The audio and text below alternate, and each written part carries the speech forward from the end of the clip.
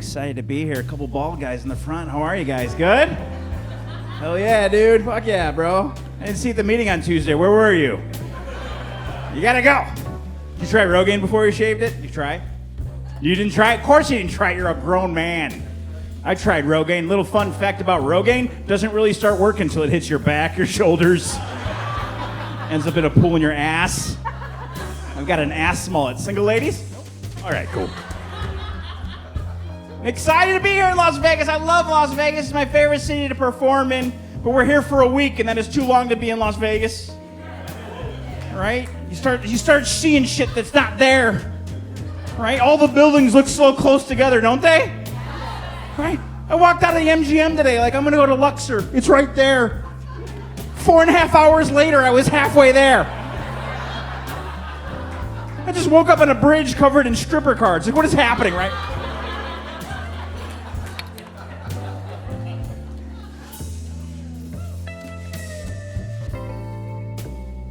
I like going to the spa. That's my thing, man. I go up to the spa. I went up to the spa the other day, and I got a massage.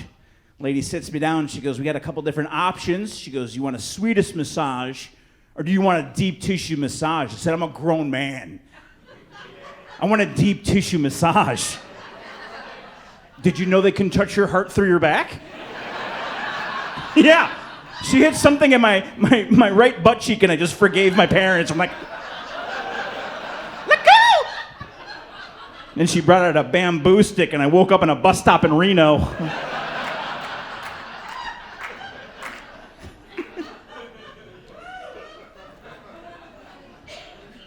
And she says to me, sir, I don't want to be rude. She goes, but I notice you have a very hairy back. I go, yeah. I'm a little embarrassed about it. She goes, well, we can wax your back if you want. I go, yeah. She goes, does it hurt? With a straight face, she goes, nope. It's like, all right, let's do this. Let's wax my back. Flips me over on my stomach. She pours hot wax on half of my back.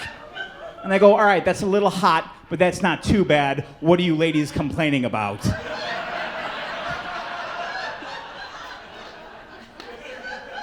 Then she put a piece of paper on top of the wax, counted down from 3, and then I met our Lord and Savior, Jesus Christ. He's like, it's not your time. I'm like, I'm not going back to the spa, sir. So if you see me at the pool tomorrow with half my back waxed, you're going to know why. Got out of there. You guys winning this week? Anybody doing well on the tables? No? That's why you're at a comedy club right now? I like playing poker. That's my thing. I've been playing Las Vegas for 13 years. I played in my first poker tournament. I made it to the final table. Beginner's luck. I swear to God. Got down to the final 3. And then when you get down to the final 3, you start like playing mind games with each other. And I didn't know how to play any of these mind games. So I asked this guy, I go, so what do you do for a living? He goes, I'm a professional poker player. I go, oh, shoot. I go, are you any good? He goes, according to Poker Magazine, I'm ranked 94th in the world. I'm like, that's pretty good.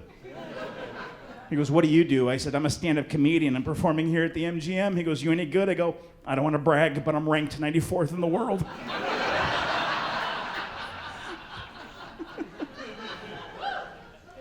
I'm from Chicago originally. Any Midwest folks out there? Right here? Where are you from, ma'am? Detroit? Very cool. I didn't know there were people still in Detroit. Good for you. Yeah. What's that? You're not still there. Oh, so you're from there originally, and then you got the hell out of there. Very cool. In what part of Florida are you living in now? I'm from Chicago originally. I have a huge family in Chicago. I have 15 nieces and nephews, you guys. 15 nieces and nephews. My oldest brother has got 5 daughters. I said, how did you manage to have 5 daughters? He said, I prayed that God would surround me with beautiful women, and this was his answer. I'd have to say that my brother represents the white trash side of our family. I think every family's got white trash, and if you don't, guess what? You're it. I'll give you an example. I went home for Christmas. My youngest niece walks in the room. She's 18 months old, and she started staring me down like I owed her money. So finally, after a couple of minutes, I go, bro, why is a baby staring at me like that? He goes, that's her shit face. I go, what? He goes, yeah, she's taking a shit right now. I'm like, that is awesome. Why can't we do that? Can you imagine rolling into work next week and they're like, hey, we need you to work overtime. You're just like, you taking a shit? Yep. I have a sister. My sister's got 2 kids. She's a very liberal parent. She doesn't believe in spanking. That's fine. It's a choice that all parents have to make. But she asked me to babysit for her all the time. I don't know anything about kids. I don't have kids of my own. So she'll leave me 30 pages of instructions on how to raise her kids.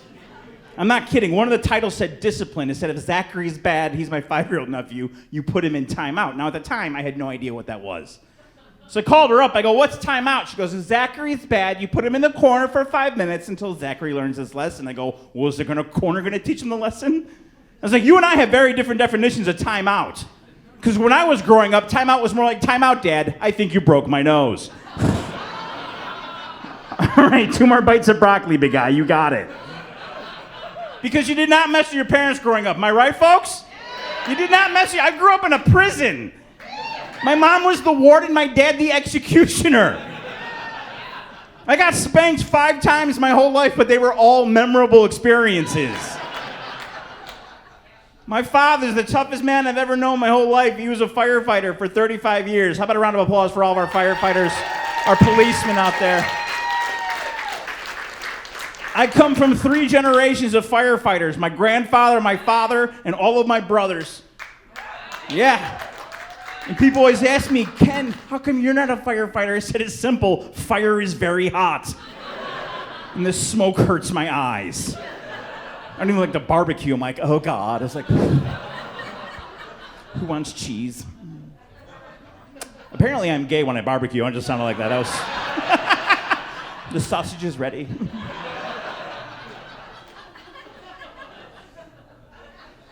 I was going to be a fireman. That was the plan. The whole time I'm growing up, my dad is my hero. And one day, it's bring your kid to work day. Going to show my dad how brave I am. Found out I have a medical condition that prevents me from being a firefighter. Every time I went to run into a burning building with my dad, I'd shit my pants and faint. He was like, is that your shit face? I was like, you're adopted. It's dangerous work, you guys. Every once in a while, my dad got hurt at a fire. I came home one time, true story, he had both of his arms in slings. I go, what happened? He goes, I was at a fire last night, and I fell through a hole in the floor, and I separated both of my shoulders on the way down. I go, oh my God, Dad. I go, you can't move your arms at all? He goes, no. I go, well, then who's the tough guy now, huh, Dad? Who's the... I finally stopped hitting him. This is how tough my old man is. He looks at me, he goes, I'll heal one day. You won't. You don't mess with that. My dad's a man's man. My dad is as blue collar as they come. My dad would come home from work, he smelled like diesel fuel and smoke and coffee. Right? My mom wouldn't even let him use the bathroom. He had to go downstairs in the laundry room and use that utility tub. Right? And he used that orange gritty soap. You guys remember the orange gritty soap? Came in a dirty bucket. It was made of glass and shattered dreams. You gotta understand, my dad was born in London in 1942. You wanna know what was happening in London in 1942? World War II. My dad's first memory as a child were air raid sirens. When your first memory as a child are air raid sirens, you're going to grow up to be a man. When he was 5 years old, he moved to America, had a single mom.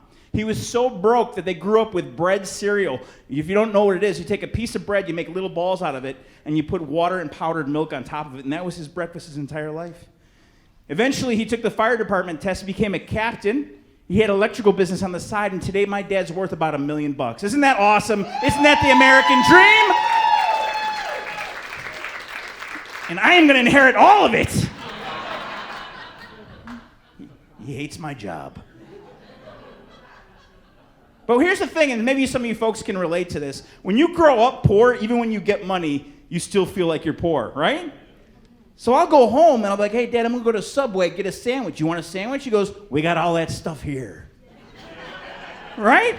I go, what do we got? He goes, we got bread, we got liverwurst. I go, that's why we're going to Subway, Dad. I don't even know what that... Sounds like a Nazi. He's 80 years old. He just turned 80 this year, and he won't even let me take an Uber to the airport. He goes, save your money. I'll give you a ride. I go, Dad, I don't want to bother you. No, save your money. I go, all right, my flight leaves at noon. Let's get out of here about 10 o'clock. What time's he wake me up? 5:15 in the morning. Right? I go, Dad, we got 4 more hours. Get in the car. I'll meet you in 5 minutes downstairs. It's like the most dad thing ever. He did a good job raising us. There's 3 boys in our family. There's certain things that fathers teach their sons. You dads out there know what I'm talking about. When the time is right, you get to teach your son how to shave or maybe how to tie a tie. Now, moms can teach it too, but usually it's dads.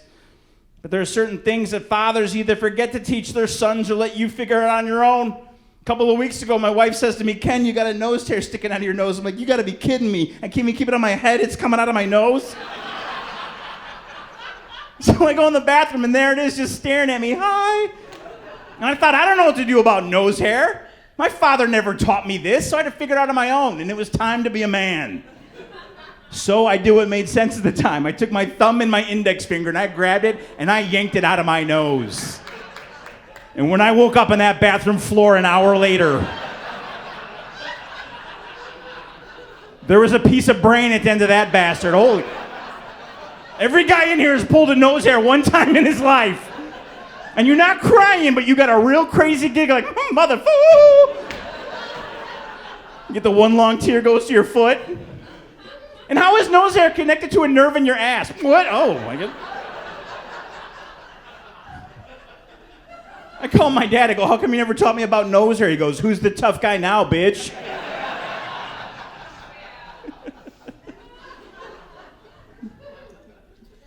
My dad's an adorable 80-year-old man, though, right? He's adorable.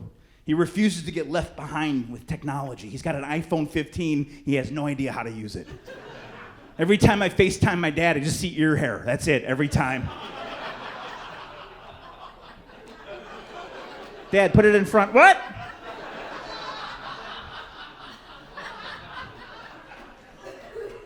I recently stayed with them for 2 weeks because my dad had knee replacement surgery, and that is too long to stay with people in their 80s. Because you start learning things about them you don't want to know. One day I'm using my dad's bathroom, I opened up his drawer, and I discovered his Viagra. Do you know how embarrassing it is? Stealing your father's Viagra? I didn't even use it for sex, I just re-shingled his roof. I was like, pow, pow, pow, pow, pow, pow, pow.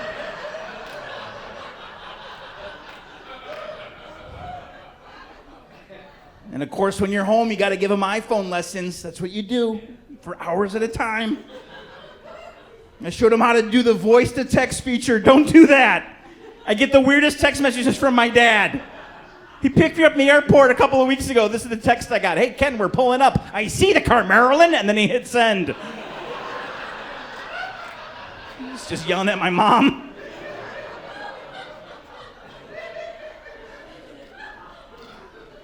I have a great relationship with my dad, but he's old school. We don't communicate directly. We go through my mom, right? I'll be talking to my mom. She goes, here, talk to your father. That's how it works. So a few months ago, he left me a 3-minute voicemail, and it freaked me out because my dad never calls me, and he never leaves me a voicemail. And I started thinking the worst. I'm like, is he having a heart attack?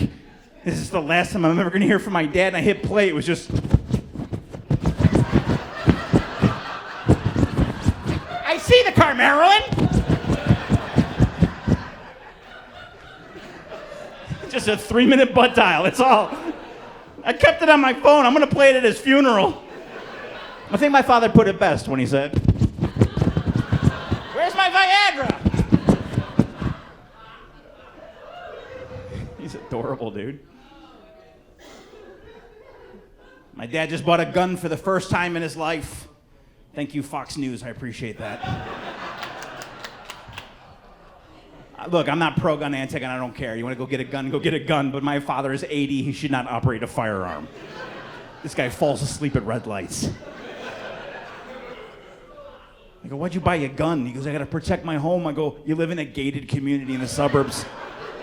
Nobody's coming for your Tom Clancy novels. Nobody's coming for your Yahoo email password. Plus, he's deaf. My dad is hard of hearing from the sirens. He can't. I go, this burglar could set up a drum kit in your bedroom and play a Led Zeppelin solo, and you're not gonna move a muscle. I go, the only way you're gonna wake up is if this dude steps on the hose of your CPAP machine.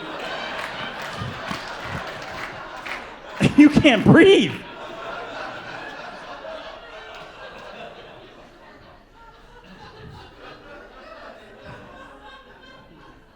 I said, where do you keep the gun? He goes, I got it in a lockbox under the bed. I go, oh, that's perfect. So not only are you not going to hear the burglar break in, but in the off chance that you do, you're going to leap out of bed on your recently replaced knees. You're going to kneel down on your titanium knees, get the lockbox from under the bed, put it on top of the covers, and type in a combination in the dark without your readers. I go, where are your readers? It's like they're in the kitchen. I go, with the burglar? This guy's dead for sure. He even has a carry conceal permit, you guys. Yes! Yeah. My 80-year-old father is walking around with a Glock 9 in his waistband. This guy drops his cell phone 7 times a day. But he's gonna take out an active shooter at Cracker Barrel.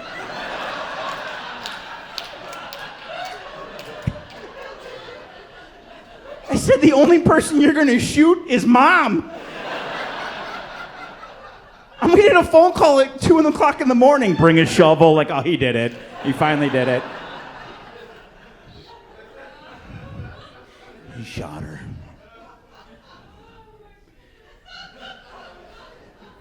I want you to know I tell these jokes in front of my dad. Why? Because I can outrun him. That's why.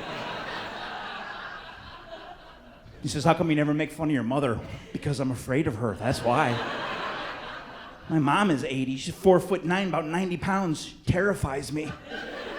Because Mom's dealing psychological warfare. Right? That sweet old little lady will be at the sink doing dishes, have the towel over her shoulder, be like, I just think you should get a real job, sweetie. Like, ah! My mom is the matriarch. She ran that household, right? Ran that. She made up all the rules in the house. Clap if you guys had this. We had a rule inside the house that you couldn't come inside the house until the streetlights came on. Right? It didn't matter what the weather was either, did it? Oh, it'd be like a monsoon outside. You're like, get outside, you little creeps, get outside. We would test her, though, just to see what happened. That's what we do as children. We test our parents. I'd come in early just to see what would happen. It'd be like a scene from a Clint Eastwood movie. She'd be like, what are you doing in early? I'm just going to get some water. Go drink from the hose. It tastes like rust. We didn't have a lot of money growing up. We weren't poor. We were just blue collar, just middle-class family. We had one phone in the whole house, right? Kitchen phone, 97-foot phone cord. Anybody else have this, right? Right? Came in yellow and green. That was it. My mom was always on the phone, but you could never find her. It's like, where's Mom at? She's at Walgreens. Like, how long is that cord? And they never gave us money to call for a ride home because they knew we'd spend it on candy, so we had to do 1-800-COLLECT. Anybody else do this? If you're not familiar with 1-800-COLLECT, you go to a payphone, you dial 1-800-COLLECT, a robot voice comes, says, at the tone, say your name, and you go, I'm at soccer, come pick us up, and you hang up immediately. And then your phone rings at home, she picks it up and goes, would you like to take a collect call from, I'm at soccer, come pick us up, and then she hangs up immediately because it was $42 a minute. And then she never shows up at soccer practice ever. You just walk home in a blizzard, uphill both ways. That was Mare, dude. Worst time of the year in my house is going back to school shopping. I hated it. I hated going back to school. Right? Because we couldn't go to the mall. The mall's too expensive. We went to cheap stores. We went to Kmart. We couldn't even go to Super Kmart, just Kmart. My mom's favorite store was Kohl's. Anybody have Kohl's in their area? Oh, my mom loved it, man. She'd walk in there with $314,000 in Kohl's cash. We didn't pay for nothing. And I got the same clothes for 14 years. 3 pairs of husky corduroys, the elastic waistband. And a pair of white gym shoes, no brand. Not Nikes, not Reeboks, just white shoes. And they lasted 4 days and just fell off your feet. My mom would embarrass us. She would come into the dressing room with us. She'd kick down the door. How's the room in your crotch, sweetie? You got enough room in your crotch? I'm like, Mom, I'm 47. Cut it out. Why are you here?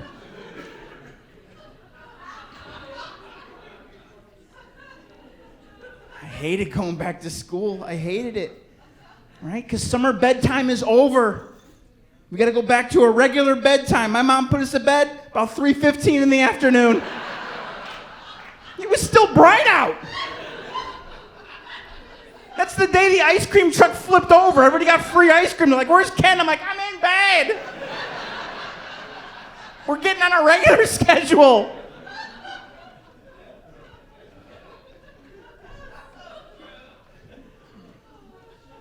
That first day of school rolls around, right? Got my corduroys on. Got my white shoes. Got my Trapper Keeper. I'm good to go. And then a yellow school bus pulls up. The doors open, right? And you just sit there, and it's Mr. Larry, the bus driver. And this is the 80s, right? Every single one of those bus drivers in the 80s, felons. Every single one of them. There was no background check in the 80s. You just threw your kids in the bus with Mr. Larry. And nobody messed with Mr. Larry. He was 70 with faded tattoos and a toothpick right here. And if you messed with him, he just stopped the bus in the middle of the street. He moved his toothpick from here to here and looked in that big mirror. You're like, Mr. Larry's mad now. You didn't mess with Mr. Larry. I saw an article in the paper a couple of weeks ago that a bus driver got fired because he slammed on the brakes and all the kids went flying. And he did it on purpose. Mr. Larry did that every 4.5 minutes. And he got a promotion.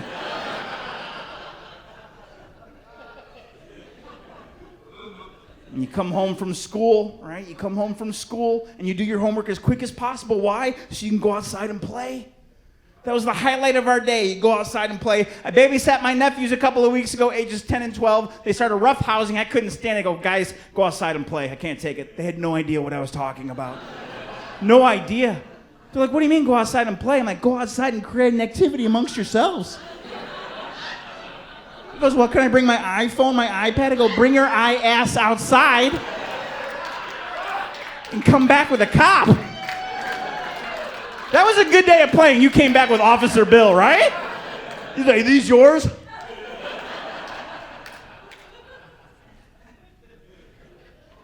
They had no idea, man. They got it all, right? They got it all. They got PlayStations, Xbox, Switch. Want to know what I had? I had a cardboard box. My mom and dad got a new bedroom set in 1984, which they have to this day. And it came in 3 giant cardboard boxes, and we felt like we were the richest kids in the neighborhood. Oh, we were the talk of the town. Did you hear Ken Garr's got cardboard boxes in his yard? You can do anything with cardboard boxes and a set of markers, right? You can make a headquarters, a hospital, a castle, and then one day in August it rained and all your dreams came tumbling down. And if we had to go inside the house because it rained, my mom wouldn't let us watch TV. That was the rule we had in our house. Can't watch TV. So we played board games. That's why they're called that. Because you're bored. During the pandemic, my wife and I got bored, so we decided we're going to order a board game on Amazon. They were all sold out. Finally, we found one copy of Monopoly. We ordered it, had it delivered the next day. I opened it up. We bought the wrong version of Monopoly. We bought Millennial Monopoly. I'm not kidding you, folks. It's a real game. Millennial Monopoly. Everything's different. The little dog is a rescue dog. Marvin Gardens is a weed dispensary. Free parking is called Safe Space. And the banker, just your parents. Is this mom and dad? Even the cartoons are soft nowadays, aren't they? They're soft, man. Our cartoons, when we were growing up, felonies were happening. Felonies. Bugs Bunny was being chased by a pig with a shotgun.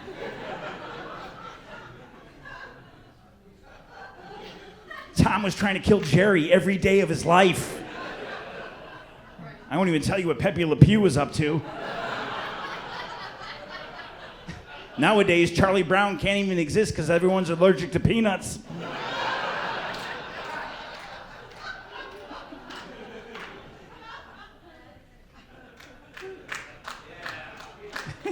Thank you.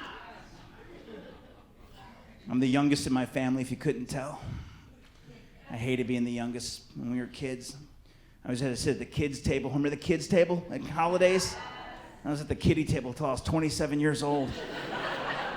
I just stared at my great-grandma. I was like, die already, let's go! She held out. My great-grandma, her name is Grace Clausen with a C, and the reason I'm telling your name is if you look her up on Wikipedia after the show, you'll find out that she was the oldest person in America the day she died. Yeah, she was 114 years old. Yeah, and people still ask me what she died of. I was like, God remembered her? She's running training missions to the Navy SEALs. We don't talk about it. The women in my family live forever.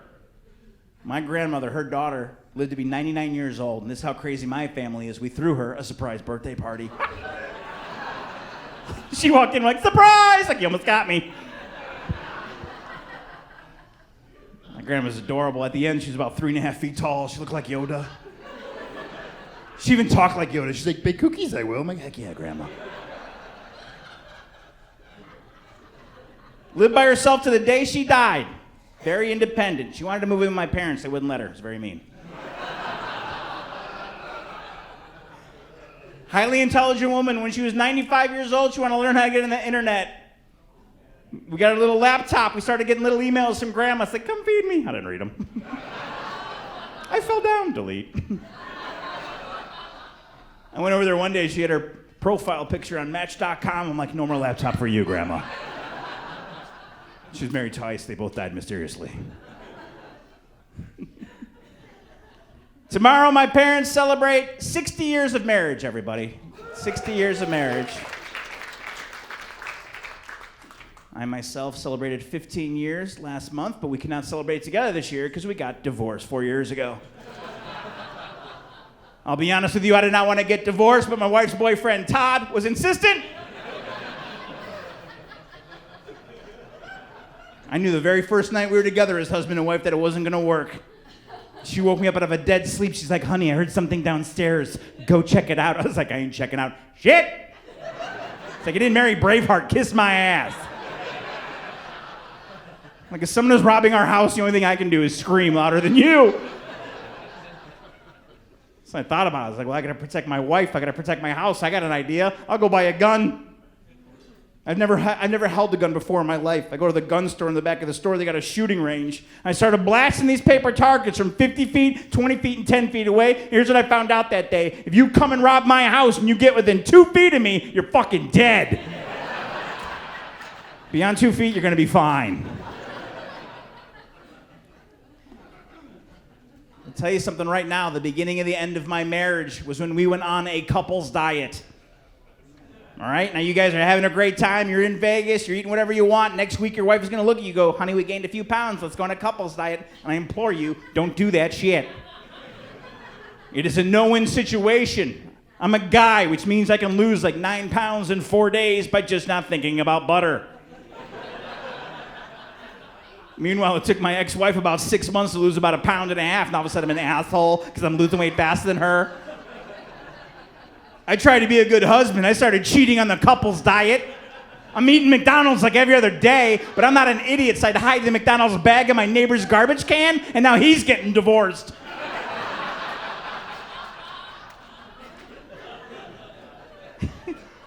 Listen up, you guys want to lose weight as a couple, go back to your room tonight and make a sex tape. I'm serious.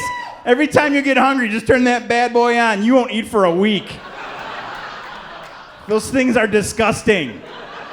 I learned things about my body I didn't want to know. Like, is that a dent? What is that? Is that rust? Honey, come look at this mole. It's moving. My ex-wife and I made a sex tape look like Chewbacca was wrestling a body pillow. Yeah, it's not easy referring to myself as a body pillow.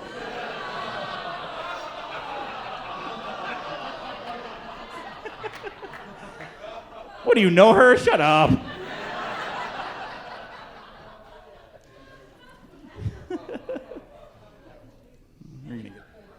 I'm grateful to be married again, you guys. I got married 3 years ago to my beautiful wife, Jen, everybody.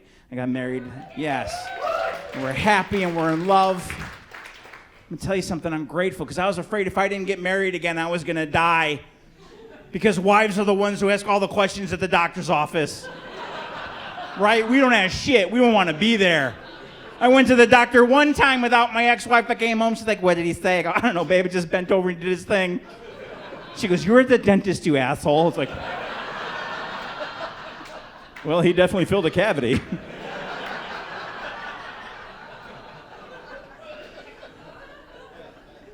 But the truth is this, I miss being married. I did. I miss having a best friend. I miss having somebody to come home to. But the thing that I miss the most about being married was talking shit about other couples. It is the cornerstone of every good marriage. If you guys came here with another couple tonight, the probability that you're going to talk about on the way home is 100%. And you love these people. They're your best friends. But no matter how bad your marriage is, it is never as fucked up as Mark and Sarah. And if you're sitting there right now like, we never talk about our friends, guess what? You're Mark and Sarah. And there's no secrets amongst married couples. There are no secrets. My wife comes home and tells me everything about our friends. Shit, I don't even want to know. Guess Mark's having a hard time getting it up in the bedroom. I'm like, fuck. I'm like, I gotta go golfing with Mark on Sunday. And he's gonna be like, should I use a 3-wood here? I'm like, use any wood you can, bro. Here's some of my father's Viagra. You guys have been absolutely delightful. Good luck in Vegas this week. Thank you so much for coming out to Brad Garrett's Comedy Club. My name is Ken Garr. Good night.